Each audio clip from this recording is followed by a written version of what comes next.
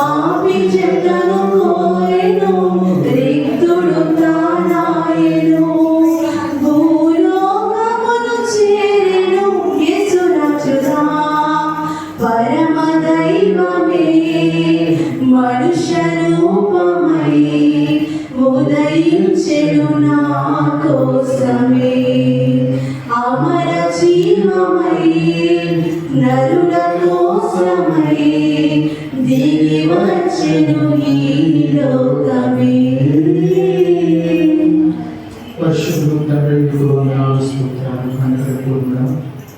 నన్ను ప్రేమలో మీరు వర్ణించలేము, అంతు చిక్కనిది. ఎవరి ప్రేమ కొరకే మీరు మాకు చేసిన ఉపకారాలను బట్టి సహాయం బట్టి నన్ను కృపణించండి, సహాయం చేయండి. దేవ ఎదుగు తండ్రి, నీవే కనుక మమ్మల్ని ప్రేమించి ఉండకపోతే తండ్రి ఈ లోకంలో నీ కుమారుడు చూడేవాడు కాదు. ఈ లోకంలో ఇదిగో తండ్రి చావు మరణము తండ్రి మనుషులందరినీ ప్రభా ఒక్కనాడే పట్టి పీడిస్తే తండ్రి ఎంత ప్రమాదకరంగా ఉంటుందో తండ్రి, అంత ఘోరమైన విపత్తులు మేము చూసిందేవాడు తండ్రి. నా కాలంలో ఏమైనా చూసాము, సొదొమ గొమొర్రా పట్టణాలు ఏమైనా చూసాము తండ్రి. నీ మాట వినటువంటి ఇశ్రాయేలు జనాంగం ఎంతమంది కోల్పోయారో చూసాము తండ్రి. దేవ పాపం చేసి ఎవడు నీకు వ్యతిరేకంగా నిలబడలేడు తండ్రి. ఈ లోకంలో ఎవడు కూడా నీతిమంతులు లేడని వాక్యం చదివిస్తుంది తండ్రి. ఈ లోకంలో మమ్మల్ని అందరినీ కూడా ప్రభావం ఒకవేళ కోపంతో కొలిస్తే తండ్రి మేమెవరం కూడా ప్రభావైన న్యాయ విమర్శలో సత్వం లేదు తండ్రి.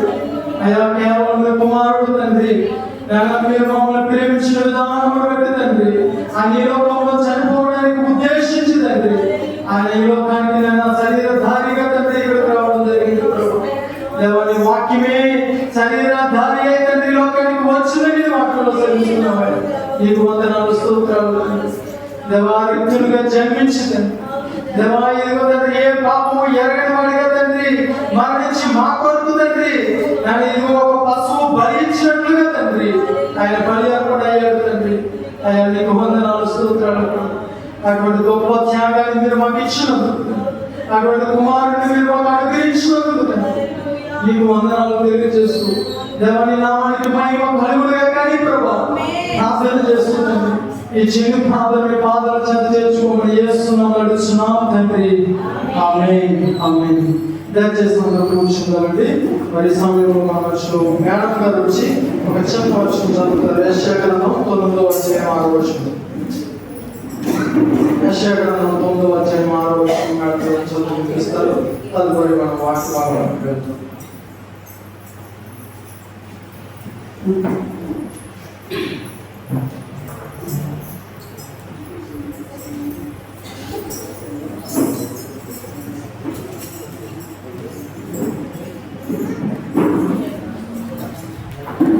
యెషయా-గ్రంథం 9వ అధ్యాయం 6వ వచనం మా మధ్యలో మేడం చదివిస్తున్నాం.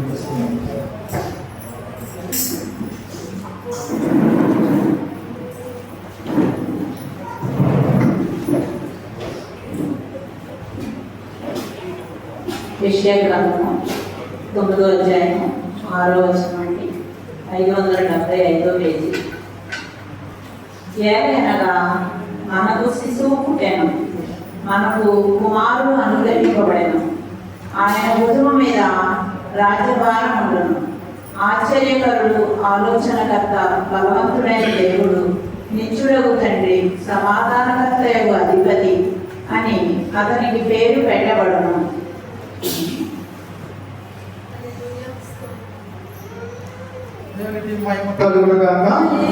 అందరూ కూడా మరి చక్కని మాటలు విన్నాము. సరే, ఈ సమయంలో మన మధ్యలో వాక్యాన్ని అందించడానికి మన మధ్యలో దైవజనులు ఉన్నారు. అందుకంటే ముందుగా మరి మరొక దైవజనులు మరి కేసీఆర్ మాస్టర్ గారు వేదిక మీదకి రావాల్సిందిగా ప్రోగ్రామ్ మనం చేస్తున్నాం. వేదిక మీదకి రావాలని మనం చేస్తాం. అలాగే ఆనంద్ గారు దైవజనులు ఆనంద్ గారు కూడా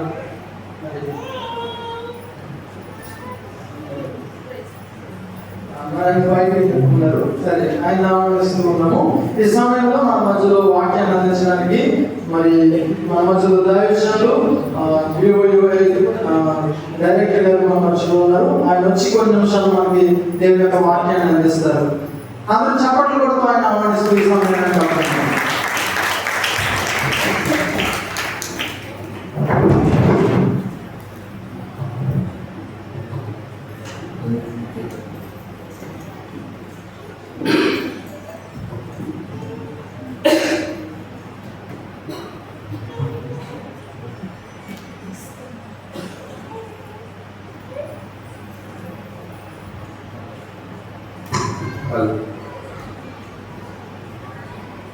ప్రార్థన చేసుకున్నట్టు పరలోకమందున్న మా కన్న తండ్రి, గత కాలమంతా ఈ సన్నిధిలో కనపడినందుకు వందనాలు.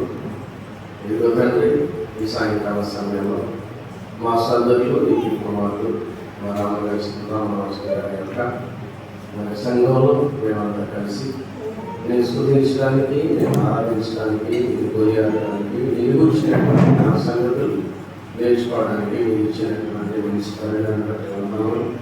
చేకూర్చిన ప్రతి బిడ్డను దీవించండి, ఆశీర్వదించండి.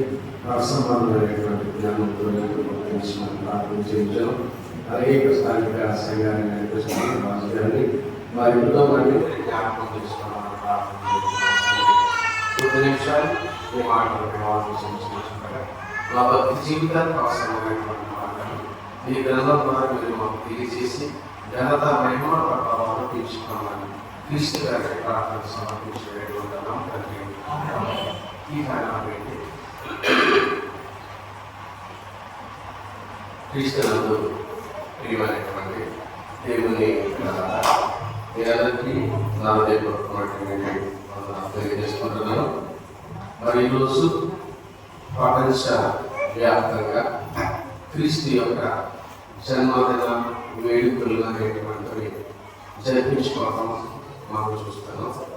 మన నిజానికి యేసుక్రీస్తు వారు ఈ రోజున పుట్టాడు అనేటువంటిది బైబిల్ గ్రంథంలో వ్రాయబడలేదు, చెప్పబడలేదు.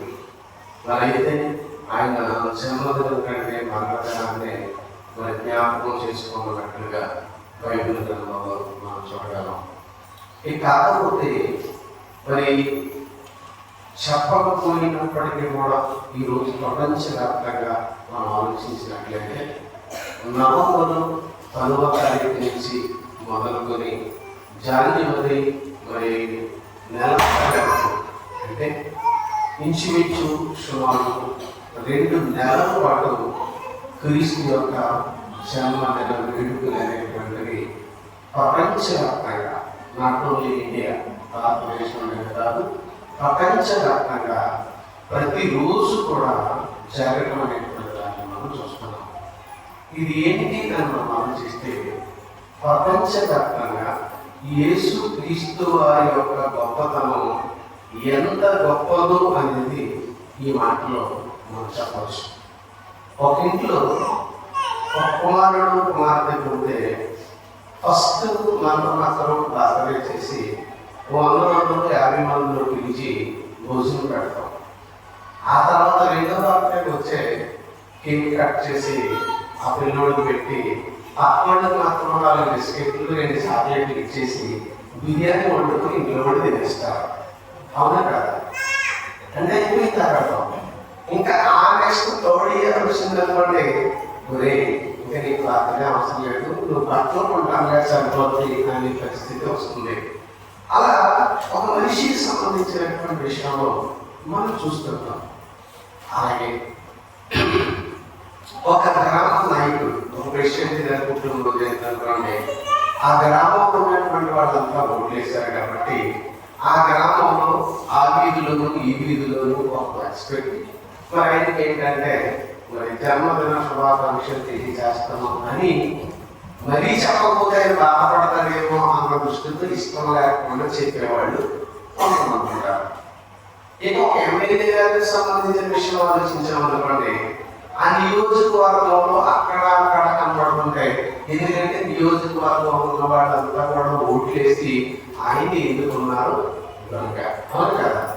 ఇక సీఎం గారి దగ్గరికి వచ్చిందనుకోండి, రాష్ట్రం అంతా కూడా అక్కడక్కడ ఏం చేస్తుంటాయి, ఇంకా కనబడుతుంటాయి, లక్షలు కనబడుతూ ఆయనకి సంబంధించినటువంటి విశేషం చెప్పడం మనం చూస్తుంటాం. ఇక మరి ఇది ఒక బియ్యంగా చూసాం అనుకోండి, ప్రధానమంత్రి గారు దేశం అంతా కూడా జరుపుకోవడం అనేటువంటి, దేశంలో అన్ని రాష్ట్రాల్లో నలుమూలగా జరుపుకోవడం అనేటువంటి దాన్ని చూస్తున్నాం. అంటే ఈ 18 ఎందుకు జ్ఞాపకం చేస్తున్నానంటే ఇవి మనుషులు ఉండేటువంటి విధానం అయితే మరి యేసుక్రీస్తు వారు భూమి మీదకి వచ్చి 2000 సంవత్సరాలు అవుతున్నప్పటికీ కూడా ప్రతిరోజు ప్రపంచవ్యాప్తంగా ఈరోజు ప్రపంచంలో 250 దేశాలలో ప్రతి మూలన, ప్రతి చోట, ప్రతి వ్యక్తిలో మరి ఏంటంటే అంటే క్రీస్తు యొక్క జన్మదిన వేడుకలు అనేటువంటి వాటిని చూస్తే మనకు ఒక రకంగా ఆశ్చర్యం కలిగేటువంటి విషయంగా మనకు కనబడుతుంది. మరి ఏంటి, ఎందుకు ఎలా జరుగుతుంది అనేటువంటి దాన్ని చూస్తే ఈరోజు క్రైస్తవులపై దుమ్మెత్తి పోసుకునేటువంటి వాళ్ళు కూడా ఏమనుకుంటున్నారంటే అసలు బైబిల్లో పుట్టిన రోజే లేదు, ఏ రోజు తెలియకుండానే ఇన్ని రోజులు మేము రోజు చేస్తున్నారు, దానికి బదులు ఏదో ఒక రోజు పడితే ఆ రోజు చేసి సైలెంట్ అయిపోయినటువంటి వాళ్ళు కానీ ఇదేంటంటే మాకు ఎలా తెలియకపోతుంది అని అక్కసుతో బాధతో మరి బాధపడేటువంటి వాళ్ళు ఉన్నారు.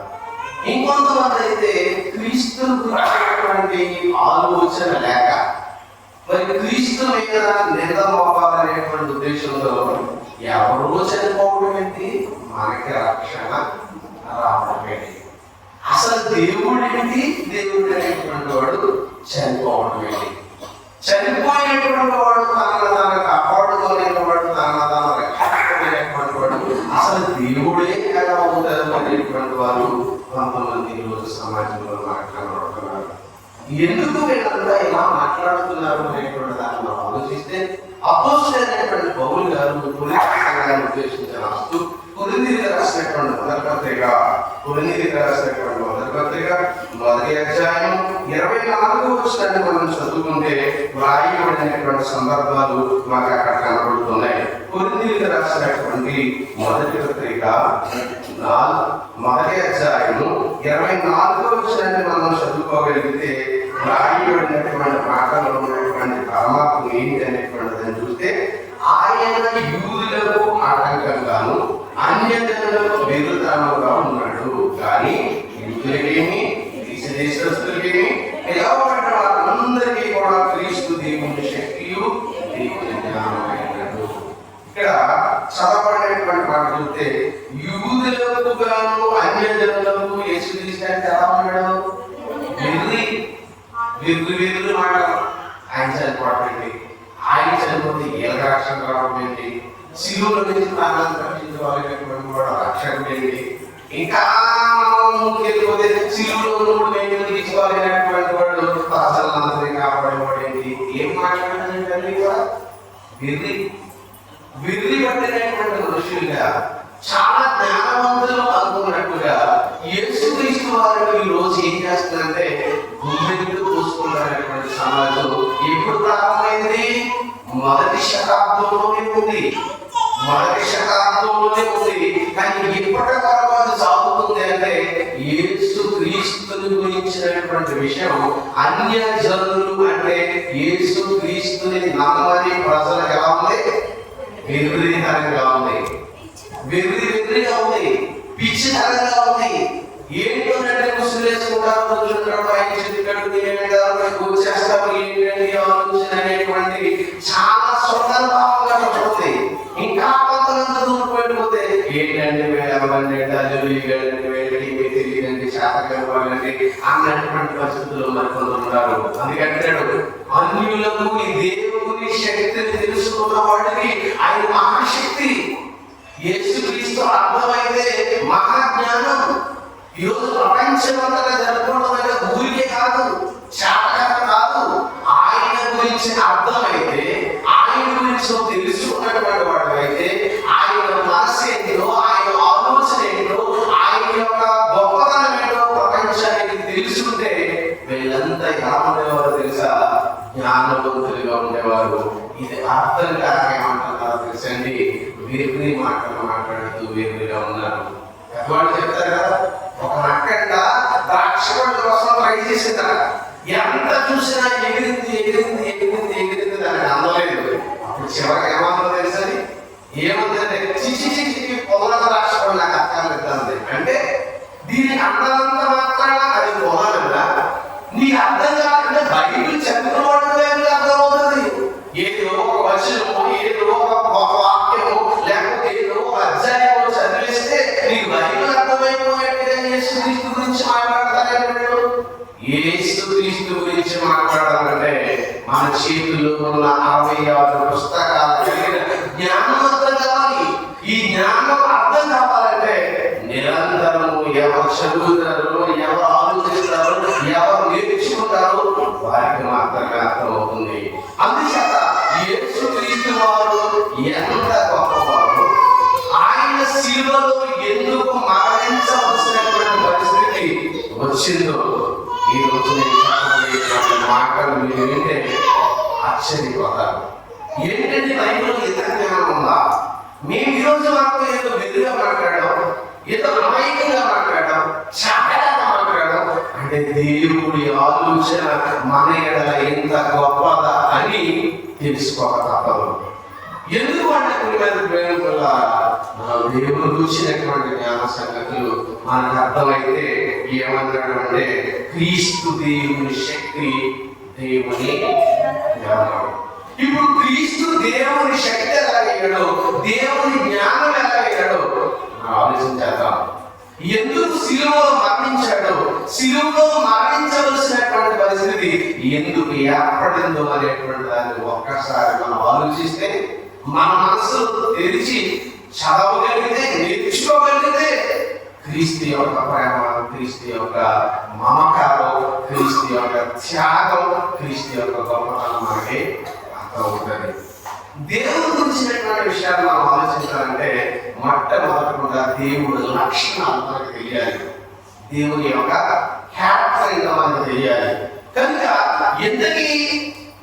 ఎందుకు యేసుక్రీస్తు వారిని తండ్రి అయినటువంటి దేవుడు శిలువలో మరణింపజేశాడు అనేటువంటి దాన్ని మనం ఆలోచన చేస్తే మనందరికీ తెలిసినటువంటి నిజం ఏం మాట్లాడతామంటే ఏ భేదం లేదు, మనుషులందరూ ఏం చేశారు? పాపం చేశారు. ఈ పాపం చేయడం వల్ల మనిషికి ఏమొచ్చిందంటే మరణం వచ్చింది. ఎందుకంటే పాపం చేసినటువంటి వారు ఎక్కడి నుంచి పాపం ప్రారంభమైంది అని ప్రారంభోత్సవాలకు వెళితే దేవుడు సృష్టిని అందరూ సమస్తాన్ని నిర్మాణం చేసిన తర్వాత తన కోరికలో తన స్వరూపంలో మానవుడు కావాలని కోరుకున్నాడు. ఆ మొదటి మానవుడే ఆదాము. ఆదామును కోరి చేసిన తర్వాత అతను ఒంటరిగా ఉండటం మంచిది కాదు అని దేవుడు ఆలోచించి అతనికి సాటి అయినటువంటి సహాయంగా స్త్రీని కూడా చేశాడు. వాళ్ళిద్దరినీ చేసిన తర్వాత వాళ్ళని దీవించినటువంటి దేవుడు ఏదైనా వనంలో వీరికి కావలసినటువంటి అన్ని వసతులను దేవుడు కల్పించి దేవుడు కలగజేసి ఏం చెప్పాడంటే, ఇదిగో ఈ తోటలో ఉన్నటువంటి పండ్లన్నింటినీ కూడా మీరు 70 తరంగా తినవచ్చు, అనుభవించవచ్చు, కానీ ఒకటి మాత్రం మీరు తినకూడదు, అదే మంచి చెడ్డలు తెలియజేసే వృక్ష ఫలాన్ని అని చెప్పాడు. తినకూడదు అన్నవాడు వెయ్యి మానేశారా అని రావచ్చు, తినకూడదు అన్నటువంటి వాడు వెయ్యి మానేశారా, వేసే తినకూడదు అనుకున్నాడంటే దేవుని కుమారుడు యథార్థవంతుడు కావాలని దేవుడు ఆశ. అంటే తప్పు చేయడానికి అవకాశం ఉన్నా, తినడానికి అవకాశం ఉన్నా, తినకుండా తండ్రి మాటలు వినే దేవుని కుమారుడు కావాలన్నది దేవుని యొక్క ఆలోచన. అంతే కదా, మన పిల్లలు ఫెయిల్ అయిపోతారని తెలిసిన ఎగ్జామినేషన్స్ ఎందుకు కండక్ట్ చేస్తున్నాం? బోర్డుల పిల్లలు పెట్టినా, బోర్డుల డిగ్రీ యూనివర్సిటీలో అడిగామనుకోండి, ఏమన్నా పరీక్ష పెట్టాలని అందరూ ఫెయిల్ అయిపోతారు కదా, మరి పరీక్షలు ఎందుకు పెడతారని ఏం చెప్తారు చెప్పండి? యథార్థవంతుడు జ్ఞానవంతుడు బయటికి రావాలంటే వాడిని ఏం చేయడం? పరీక్షలో బయటికి తీసుకురావాలని మనం చెప్పగలరు. అందుకే దేవుడు చేసిన తర్వాత చెప్తే, దేవుడు చెప్పిన మాటను మీరు వాడు మొట్టమొదటి మనిషి ఎవరు తెలుసా? ఆదాము. సాతాను మాటలకు లోనైనటువంటి వాడుగా ఆదాము అవ్వలు దేవుడు చెప్పిన ఆజ్ఞను అతిక్రమించడం వల్ల ఏమొచ్చిందంటే పాపము వచ్చింది. ఈ పాపము వల్ల ఏమొచ్చిందంటే మరణం వచ్చింది. మరి పాపం చేసినప్పుడు ఈ పండుగ తిరుదేమో నిశ్చయమో సత్యతో దేవుడు చెప్పినప్పుడు పండు తిన్న వెంటనే దేవుడు ఏం చేయాలి? ఆదాము ఏం చేయాలి చెప్పండి? చంపేయాలి. మనకుంటాక అంటే కదా, తిరుదినము నీవు నిశ్చయముగా చచ్చెదవు అన్నప్పుడు తిన్న వెంటనే దేవుడు ఆదాముని ఎందుకు చంపలేదు అది నీకు అర్థమైతే యేసు ప్రభు భూమి మీదకి ఎందుకు వచ్చాడు మనకు అర్థమవుతుంది. అసలు దేవుని యొక్క క్యారెక్టర్ అనేటువంటి దాన్ని చూస్తే దేవుడు ఉండేటువంటి ముఖ్యమైనటువంటి లక్షణాలు 3 కనబడుతున్నాయండి. అది ఏంటి అనేటువంటి దాన్ని ఆలోచిస్తే మొట్టమొదటిది దేవుడికి ప్రేమ. యోహాను గారు రాసిన మొదటి పత్రిక 4వ అధ్యాయం 8వ వచనం. యోహాను గారు రాసినటువంటి మొదటి పత్రిక 4వ అధ్యాయం 8వ వచనంలో దేవుడు ప్రేమ స్వరూపి. దేవుడు ఎవరంటే ప్రేమ స్వరూపి. అంటే ప్రేమ కలిగిన వాడు ఎవరు? దేవుడు. దేవుడు ప్రేమ స్వరూపి. ఈ మాట మీరు గుర్తించుకోవాలి.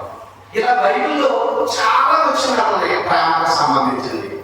మనం దేవుడిని ప్రేమించేవాడు కాదు, దేవుడే మనలను ప్రేమించాడు. అలాగే దేవుడు లోకంలో ఎంతో ప్రేమించాడు. ఇలా ఎన్ని వచనాలు ఉన్నాయంటే 1, 2, 3 కాదు, చాలా ఉన్నాయి. అంటే దేవుడు ఉండే మొట్టమొదటి లక్షణం ఏం కనబడుతుంది ఇక్కడ? ప్రేమ. ప్రపంచంలోన్నింటికంటే ఏది గొప్పది కనబడుతుంది? ప్రేమ. ప్రేమకు మించిన ఆయుధం ప్రపంచంలో ఇంకొకటి లేదు. ప్రేమతో సాధించలేని ప్రపంచంలో ఏది లేదు. అంటే దేవుడి క్యారెక్టర్ మొదటి ప్రేమ. ఇక 2వ క్యారెక్టర్ వచ్చేటప్పటికి ఆయనకు ఉండేటువంటిది క్యారెక్టర్ ఏంటంటే దేవుడు ప్రేమమయుడే కాకుండా దేవుడు ఎలాంటి వాడు అంటే పరిశుద్ధుడు.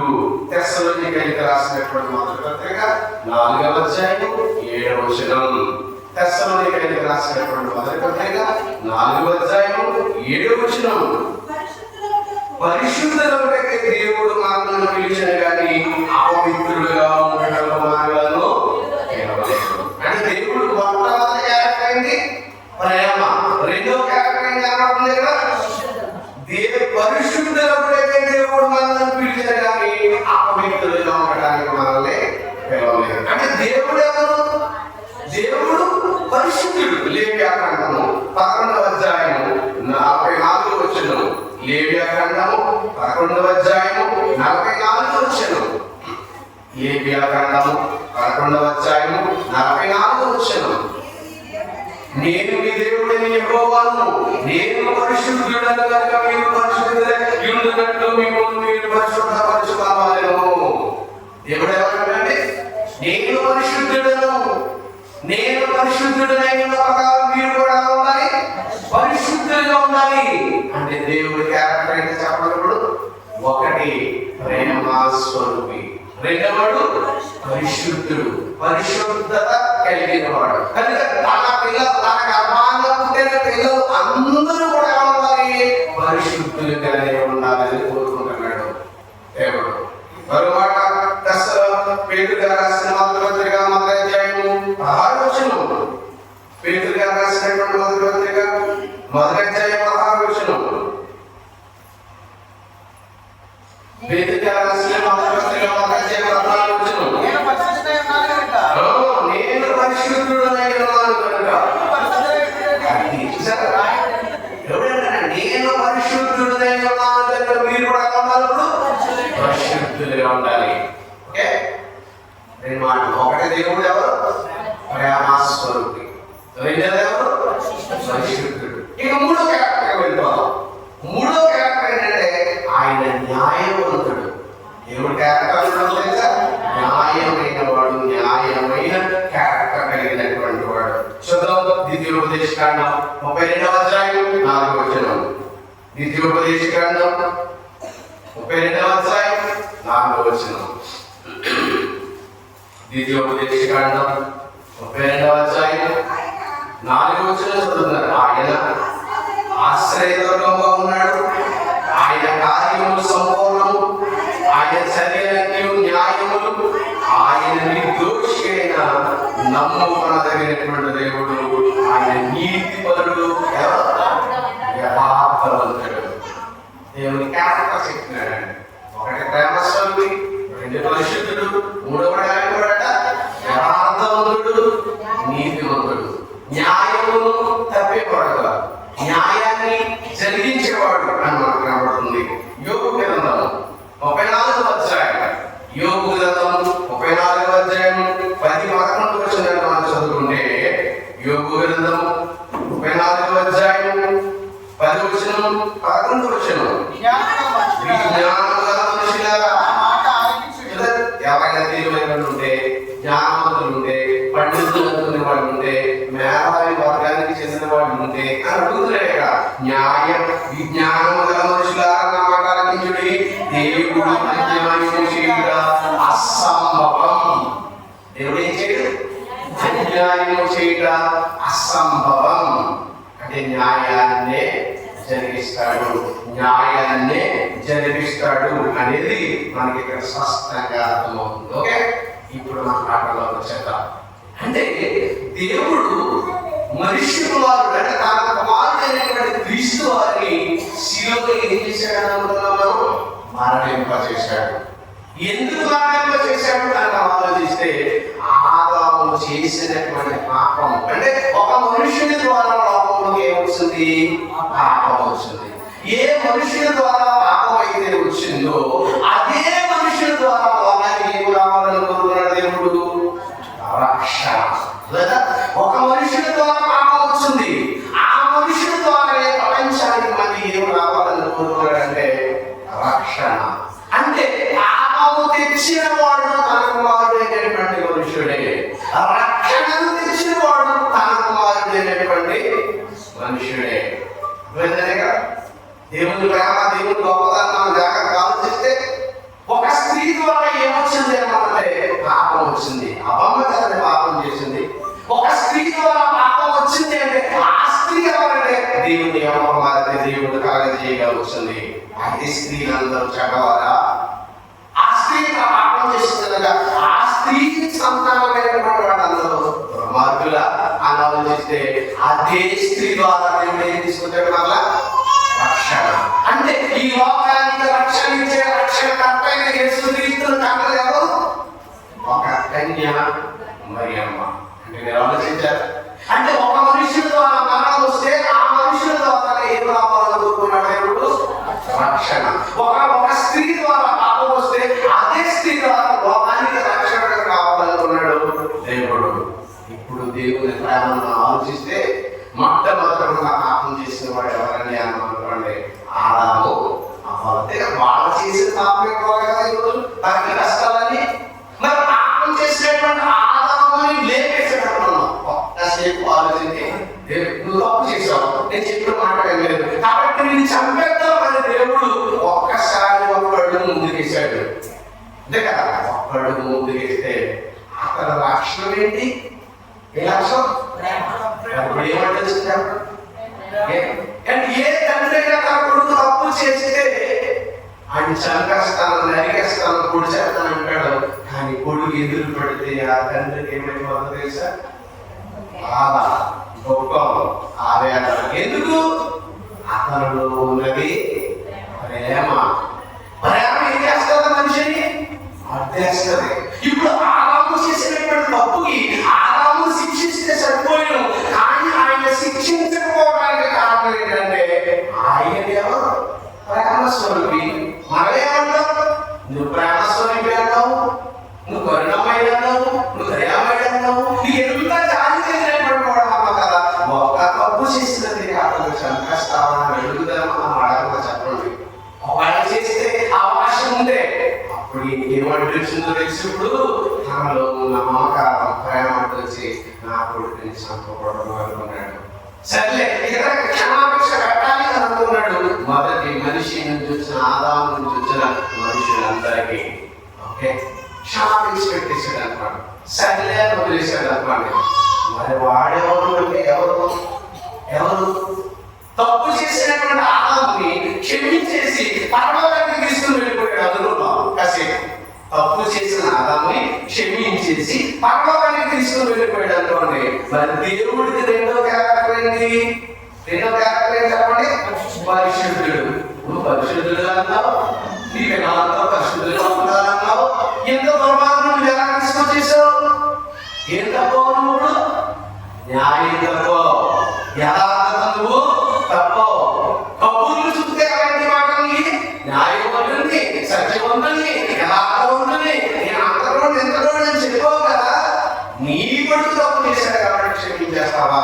క్షమించేసి నా పరలోకానికి తీసుకొస్తావా? పరలోకానికి రావాలంటే కదా భూత పాపం చేసినప్పుడు నువ్వు లోకానికి పంపించేసావు కదా, బయటికి ఏం చేసావు కదా.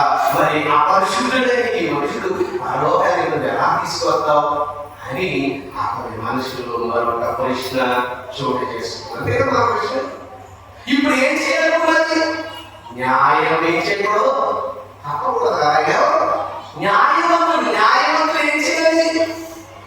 యథార్థమైన న్యాయాన్ని తీర్చాలి తప్ప ఒకటే తీర్చుకోవడం. మన న్యాయం ఎలా ఉంటుంది? అక్షమతం కదా.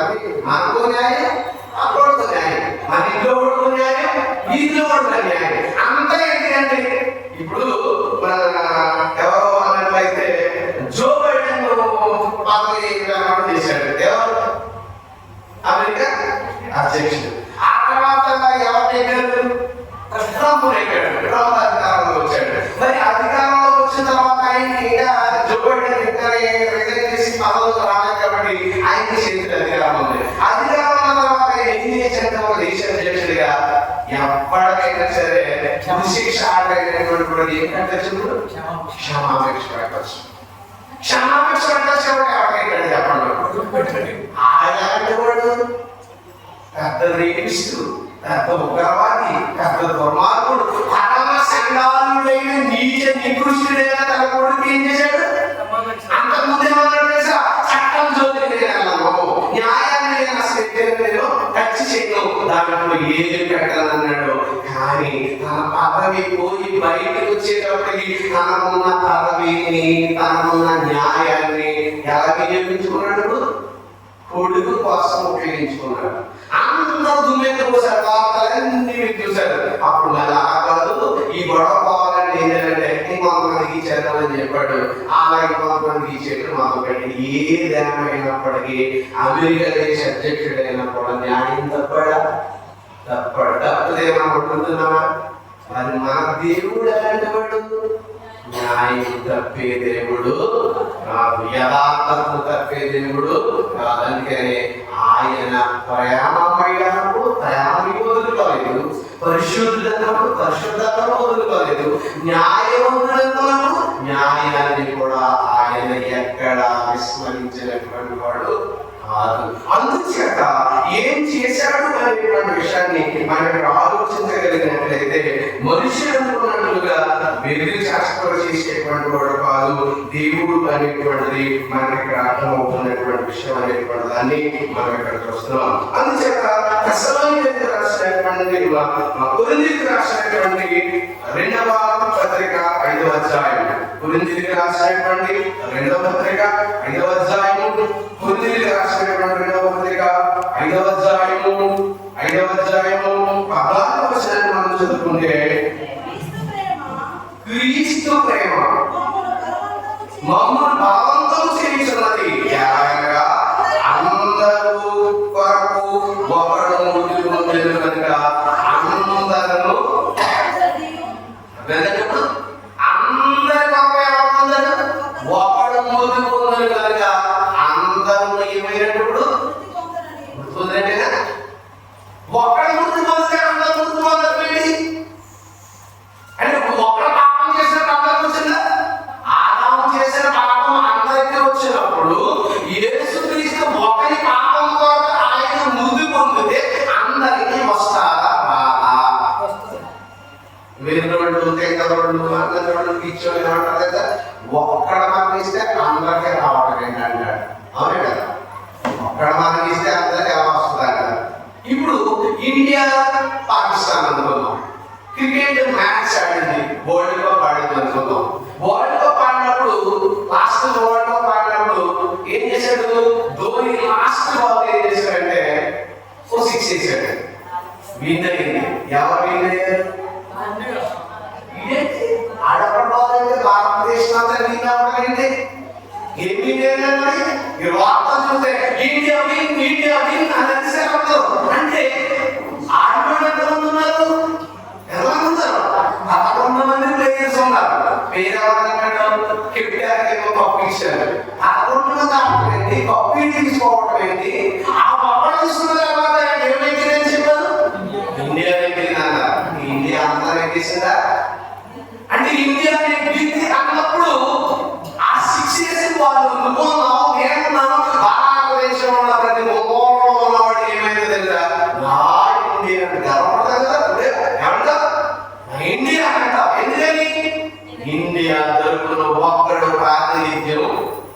ఉంచాడు కనుక. అవును కదా? మరి అలాంటప్పుడు ఒక పాపం ఆదాము ద్వారా వస్తే ఆ ఆదామును కాపాడుట వరకు తన కుమారుడైనటువంటి యేసుక్రీస్తు వారిని లోకానికి పంపించి ఆయన చేసిన పాపము, ఆయన నుంచి నేటి వరకు మనమందరూ చేస్తున్నటువంటి పాపం, వీటన్నిటికీ ఎవరు భరించాడు తెలుసా? యేసుక్రీస్తు. తప్పు చేశాడని అనిపిస్తుందా? కొట్టుకోండి నా కుమారుడిని. తప్పు చేశాడని అనిపిస్తుందా? భూమి వేయండి నా కొడుకు మీద. తప్పు చేశాడని అనిపిస్తుందా? కొరడాలతో కొట్టండి. ఎన్ని దెబ్బలు, ఎన్ని గాయాలు, ఎన్ని అవమానాలు, ఎన్ని నిర్దాక్షపడినాయి. కానీ పాపం చేశాడు యేసుక్రీస్తు. ఆదాము పాపం చేశాడు యేసుక్రీస్తు. నాలో పాపం ఉన్నదని ఎవడు రుజువు చేయగలడు అని సవాల్ చేశాడండి. ఆయనకు ఏ పాపం లేదు, ఏ నేరం లేదు, ఏ దోషం లేదు. ఆయన సమాజంలో తిరుగుతున్నప్పుడు శాస్త్రులు, పరిచయాలు ఎక్కడ నేరం దొరుకుతాడా, ఎక్కడ తప్పు దొరుకుతాడా, ఎక్కడ పట్టుకున్నామని ప్రతి దినము కూడా తిరుగుతూ చివరికి ఏమన్నారు తెలుసా?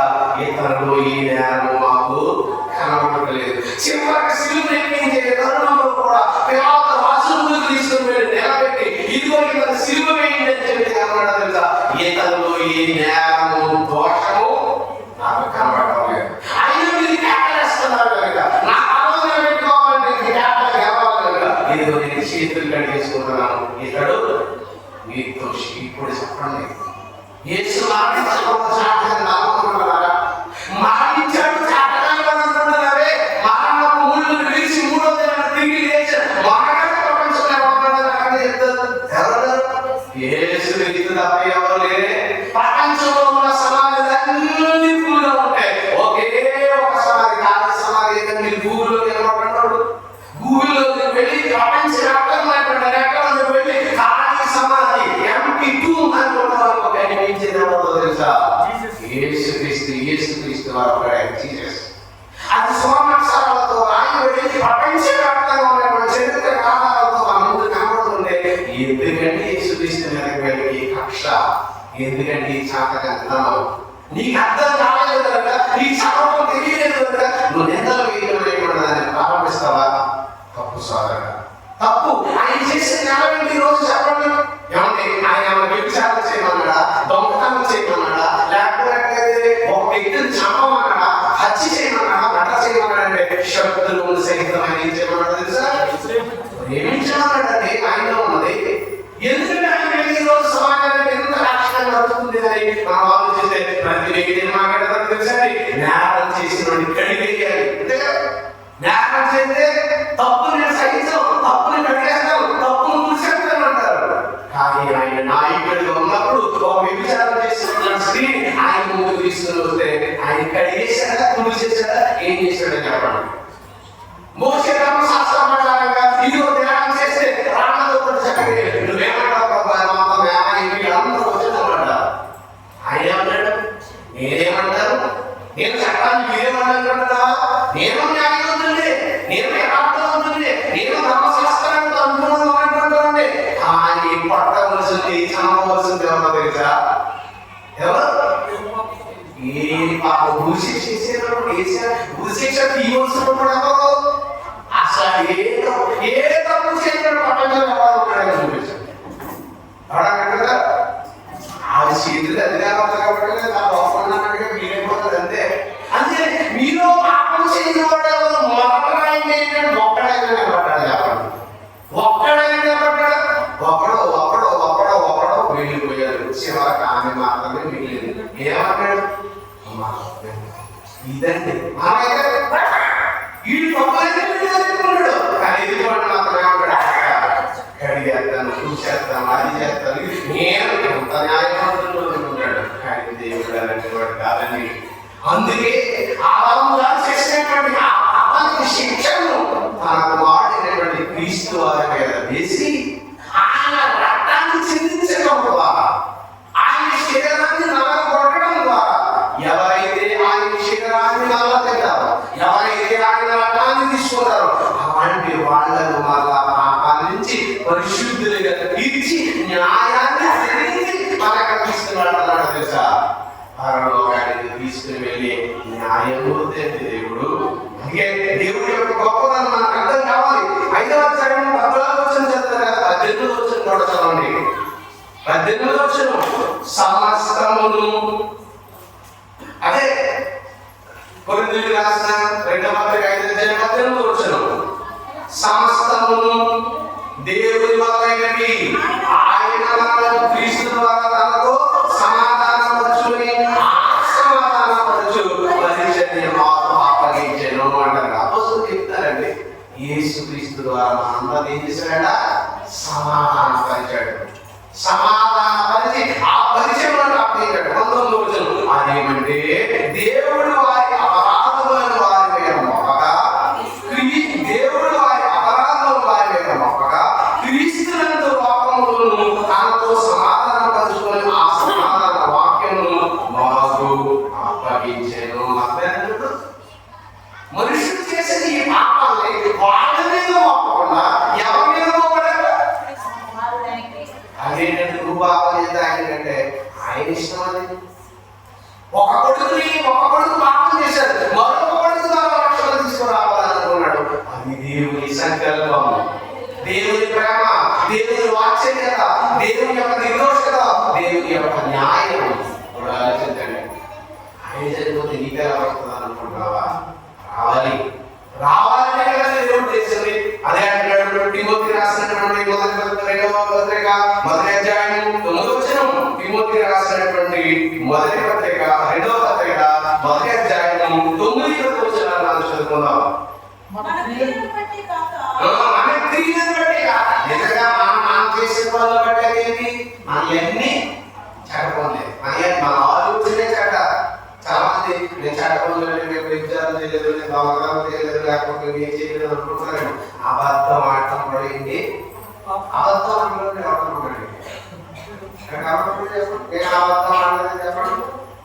ఫస్ట్ ఎక్కడ ఇక్కడ అదే కదా అక్కడ ఇప్పుడు వస్తున్నాను, ఇప్పుడు వస్తానని కనబడతారు. అందరూ నీ ప్రధానంగా అసలు ఏమంటాడు? వెయ్యి ఉండదు బాబా. అవునే కదా? అవునే కదా? ఎన్ని అబద్ధాలు కదా? అన్ని అబద్ధాలు మనకి. మరి అబద్ధం నేరమే, నేరమే.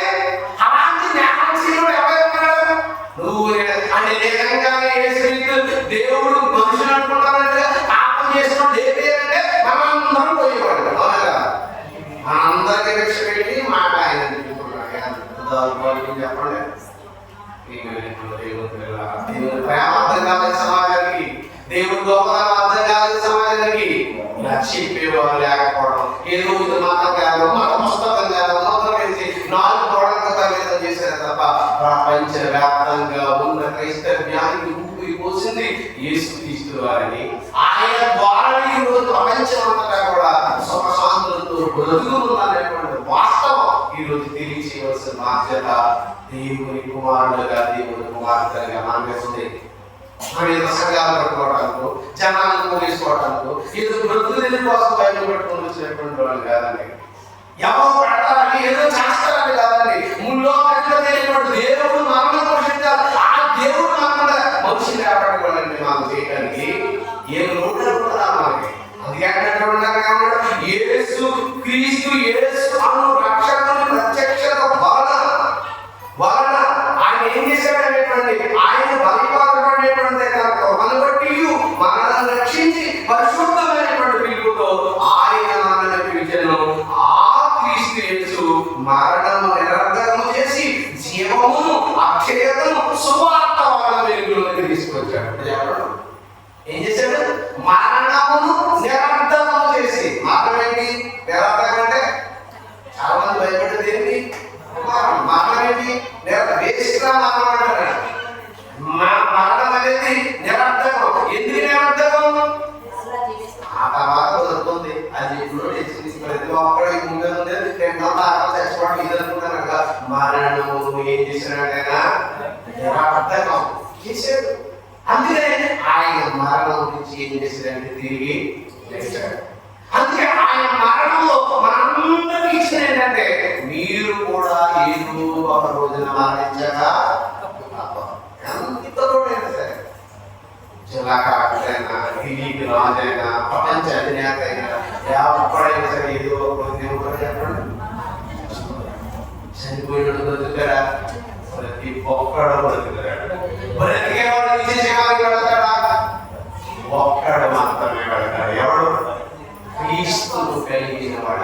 క్రీస్తు బోధ. అదండి యేసుక్రీస్తు వారు శిలువలో మరణించినటువంటి దానికి ఇచ్చినటువంటి విట్నెస్, సాక్ష్యం. నేనే మార్గము, నేనే సత్యము, నేనే జీవము, నా ద్వారా ఎవరు అర్థమేంటి? యేసుప్రభువు రోగాలు తీయడానికి, దూరంగా పడడానికి, భూమి తీయడానికి, నీ బాధని తీర్చడానికి వచ్చాడు బాబు. మారాడకు ముళ్ళుని విరిచి నిత్య జీవాన్ని ఇవ్వడానికి ఆయన వచ్చాడు. అందుకే యేసును నమ్మాలి, అందుకే యేసు. అందుకే మారణము నిరంతరం చేశాడు, మరణాన్ని చేశాడు నిరంతరం. అందుకే ఆయన ప్రకటించమన్నది కూడా జనాన్ని ప్రకటించమనకపోతేనే ఎంతమంది ప్రకటిస్తుంటే, అసలు ప్రకటించమనుంటే ప్రపంచం ఎలా ఉండేదో చెప్పండి. మా జన్మదినం జరుపుకోండి అన్నాడు అనుకోండి, ప్రపంచం ఎలా ఉండేది చెప్పండి. అబ్బో మామూలుగా ఉండదు కదా. ఇప్పుడు క్రిస్మస్ మీరు చూసారనుకోండి, ఏ బిజినెస్ సెంటర్ లో చూసారనుకోండి, అన్ని బిజినెస్ సెంటర్ లో ప్రపంచవ్యాప్తంగా మరి టాప్ అయింది ఏ రోజు అనుకోండి, డిసెంబర్ కనబడతారు. దేంట్లో అది మందులోను డిసెంబర్ బట్టల షాప్ లోను మరి డిసెంబర్ బంగారాలు మొత్తం ఎందులో మస్తు కనబడుతుంది. ఎందుకో తెలుసా? ఆ పేరు మీద జరిపించుకునే వాళ్ళు ఎక్కువ ఉన్నారు, కానీ యథార్థులు ఎంత ఉన్నారు. అది దేవుడు కోరుకుంటాడు. అందుకే ఆయన మరణాన్ని నిరార్థం చేశాడు.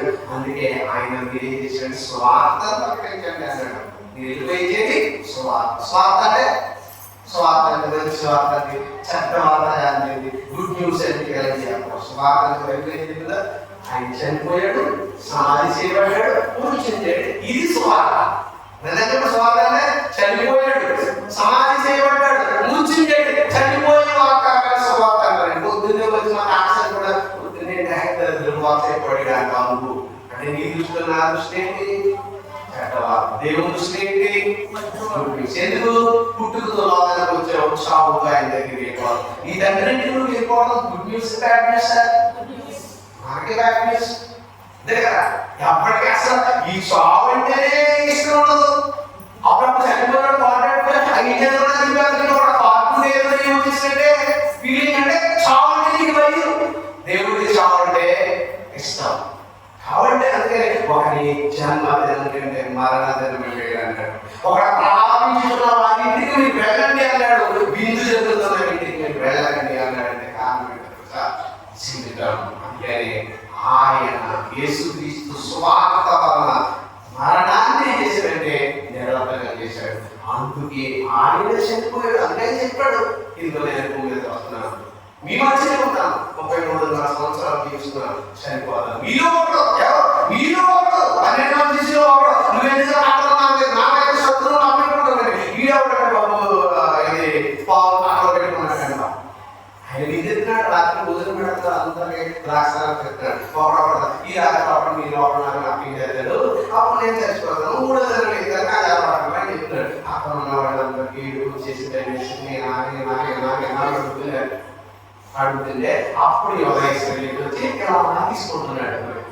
నాతో చిన్ని పెట్టిన ఈడే చెప్పాడు. ఆయన పక్కనున్నాడు అంటే ఈ అప్పగం చేస్తాను ఈడు అనుకుంటున్నాడు. నేను లేచిపోతాను, దేవుడి దగ్గర వెళ్ళిపోతాను నేను అనుకుంటున్నాను. నేను వెళ్ళిపోవడం కాదు, మిమ్మల్ని తీసుకెళ్ళిపోతాను అన్న విషయం మాత్రం వీడికి తెలియట్లేదు. వీడేమాగిలో ఉన్నాడు, దైవ కుమారుని అప్పగం చేస్తానని డబ్బులు కనుకుంటున్నాడే తప్ప దైవ సంకల్పాన్ని నెరవేరుస్తున్నానని వీడికి తెలియటం లేదు. అది క్రీస్తు ఈ లోకానికి రావటం పేర్కొన్నటువంటి అర్థం, దేవుని సంకల్పం పేర్కొన్నటువంటి అర్థం. ఇది అర్థం కాక, ఇది శాఖ కాక లోకంలో అన్యులు దేవుని ఏరగని అంతా కూడా ఏమనుకుంటున్నారంటే వీరి మాటలు మాట్లాడతారు. అలాంటి వీరి మాటలు మాట్లాడే వారికి జ్ఞానాన్ని తెలియచేయాలంటే దైవ గ్రంథంలో ఉన్నటువంటి విషయాలను చదివి నిజంగా ఈ గ్రంథాన్ని కలిగినటువంటి మన ప్రపంచంలో మనుషులందరికంటే గొప్పవాళ్ళు. ఎందుకంటే శరీరం నుండి మారేస్తాం 70-80 సంవత్సరాలు కానీ మనం ఏదో కొనుగా మనం చనిపోతారు. అని చనిపోయి బ్రతికిన తర్వాత దానికి మాత్రం ఏం లేదంటే చావు లేదు, మరణం లేదు, ముగింపు లేదండి. సాక్షాత్ దేవుడిలో నుంచి వచ్చింది, దేవుడికి ముగింపు లేదు, దేవుడికి ప్రారంభం లేదు, దేవుడికి అంతం లేదు. ఎలా బ్రతుకుతారట? ఒక పొలంలో చూడండి, మన కాలం కనిపించేటువంటిది గూడు పెట్టుకొని చచ్చిపోయి దాంట్లో ఒక శిఖరాలు ఒక శిలువ వస్తుంది. అలాంటి శిలువ నుంచి జీవం లేదా? ఒక విత్తనాన్ని ఇంటిదే చూడండి, అది చచ్చిపోయి గుడిపోయి దాంట్లో నుంచి ఒక మొక్క వస్తుంది, మీలో జీవం లేదు అనేటువంటిది. దేవుడు ఈ నోవాహుతో చెప్పాడు కనుక దేవుడు ఎడల ఈ మాటలు మనమంతా క్రీస్తు ఎడల భక్తి కలిగి భక్తి భావంతో ప్రపంచానికి వెలుగు చూపించినటువంటి వెలుగు దూతగా ఉన్న యేసు క్రీస్తు వాక్యాన్ని పట్టుకున్నటువంటి మనమంతా కూడా లోకంలో జ్యోతులు వరించేసా వెలిగిపోతూ అనేకులను వెలిగింపజేస్తూ మనం దేవుని చేసే పర్యంతం మనమంతా ఉండాలి. సమయాన్ని బట్టి ఈ విషయాన్ని బట్టి మేము కోరుకుంటే మాకు తెలియజేస్తున్నాం. సమయం ఇచ్చినటువంటి అధ్యక్షులు గారి మమ్మల్ని ఇక్కడ ఆహ్వానించినటువంటి సోదరులు రామనాథ గారికి కోరుకుతున్నటువంటి అందరికీ కూడా నా ప్రత్యేకమైనటువంటి మనం తెలియజేసుకుంటూ నేను నిశ్చితమైతే మరోసారి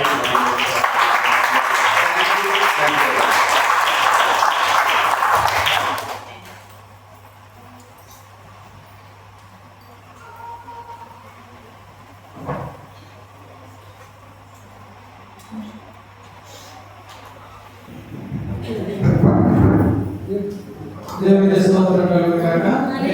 చక్కగా మాటలు తెలియజేస్తున్నటువంటి విషయానికి ప్రత్యేకమైన వందనాలు తెలియజేస్తున్నాము. మరి సమయంలో మరి కొద్ది నిమిషాలు ఉన్నాయి. పిల్లలు నేర్చుకున్నారు, అందరూ చూడండి, వాళ్ళు మంచిగా నేర్చుకున్నారని ఈ రోజంతా కష్టపడి అలాగే కేక్ కూడా ఉంది.